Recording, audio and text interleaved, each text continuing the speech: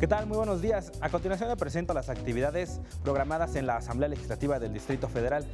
Comenzamos a las 9 de la mañana en la explanada delegacional de Iztapalapa, donde se realizará la inauguración del Museo Móvil Interactivo de Ciencia y Tecnología.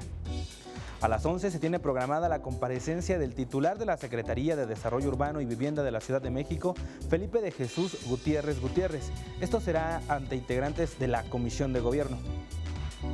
También a las 11 se realizará una reunión de trabajo de la Comisión de Normatividad Legislativa, Estudios y Prácticas Parlamentarias, la cual es encabezada por el diputado José Manuel Ballesteros López. Con el mismo horario, pero en el edificio Zócalo, tendrá efecto el foro Informe Alterno Beijing Plus 20. Esta actividad es organizada por la diputada Beatriz Rojas Martínez. A las 11:30 tendrá efecto una reunión de trabajo de las Comisiones Unidas de Normatividad Legislativa, Estudios y Prácticas Parlamentarias y de Asuntos Político-Electorales. A las 12, la Comisión precisamente de Asuntos Político-Electorales realizará también una sesión de trabajo. Este cuerpo legislativo es encabezado por el diputado José Manuel Delgadillo Moreno.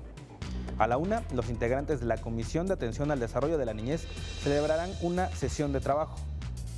A las 4, en la colonia Los Reyes Culhuacán de la delegación Iztapalapa, tendrá lugar una jornada informativa sobre las gestiones realizadas para resolver el tema del agua en dicha demarcación. Y finalmente, a las 7 de la noche, en la Plaza Lázaro Cárdenas, que se ubica en la delegación Iztapalapa, se dará la entrega de reconocimientos a un grupo de vendedores, los cuales tomaron un curso en materia de protección civil. Hasta aquí la agenda legislativa. Nosotros estaremos muy al pendiente del desarrollo de estas actividades y los detalles más importantes podrá conocerlos por 21 Noticias. Que tenga un excelente día.